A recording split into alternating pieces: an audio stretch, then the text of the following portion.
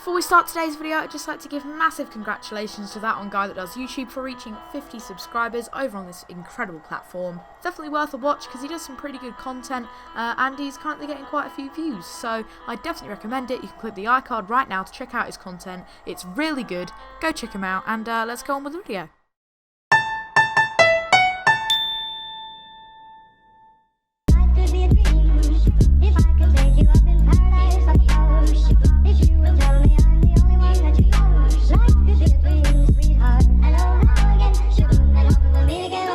Hey everyone, welcome back. Now you join us here in still rainy Jersey, but that's why today we are going into the Jersey Wall tunnels, where the queue to get into this place is really long, so we're going to be waiting for a little while, aren't we?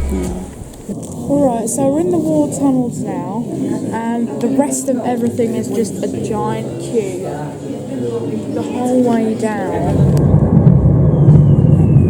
We're inside the air raid shelter.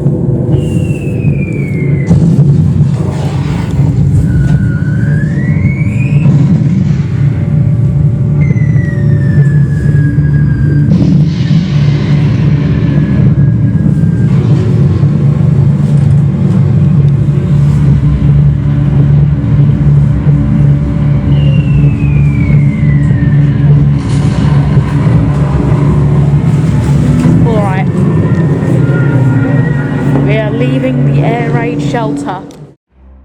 Between the years of 1940 and 1945, Jersey, Guernsey, Sark, Alderney and Herm were all being controlled by Nazi Germany. Whilst there were many uprisings and riots in Guernsey, at first the islanders of Jersey didn't really mind that the Nazi soldiers were on their land. But then as the island went into a great famine, things started to look worse. If you're interested in the occupation of the Channel Islands, I recommend watching History Classes video on the iCard right now. But until then, back to the video.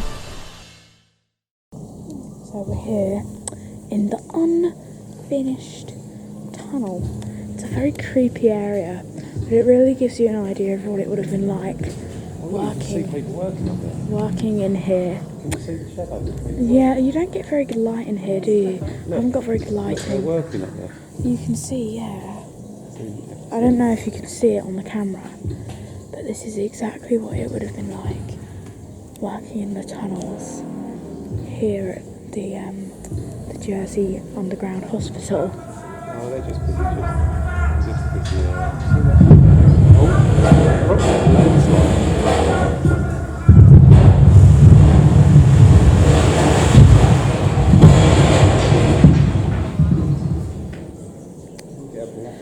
Now, they would have been paid £8 a week for that, which is 3 times.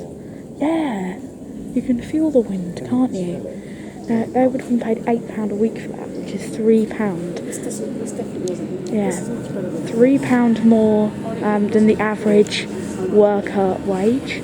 But would it have been worth it? I guess that's for you guys to decide. We're in the hospital ward now. The underground hospital was built originally as an artillery repair facility. This is very graphic, isn't it? Really itchy. They do, don't they? Wool.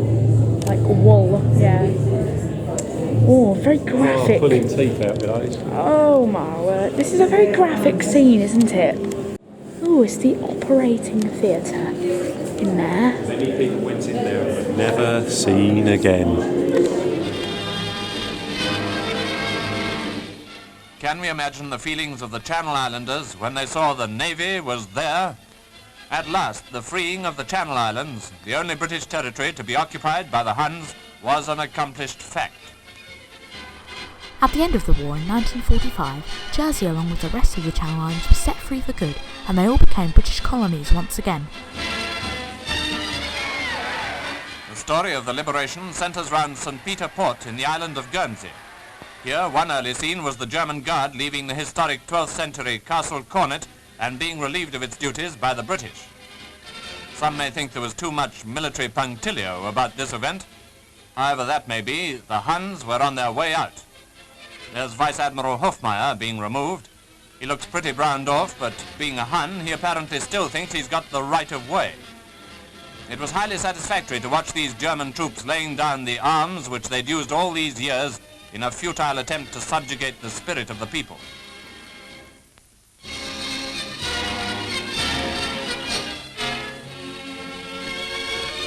Better still was the royal proclamation restoring liberty to the Channel Islands, which was read by Brigadier Snow.